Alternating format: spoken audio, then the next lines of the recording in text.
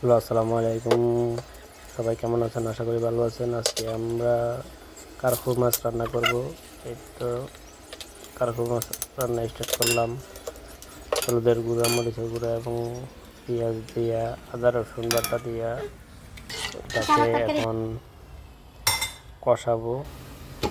কষানো দিয়ে দিচ্ছি এবং এই যে আবার কষানো লাড়া দিলাম। লাড়া দিয়ে এখন আবার ঢাকনাটা আবার বসাই দিব কষানোর জন্য। কষানোর পরে এখন মাছ দিয়ে দিলাম একটা করে।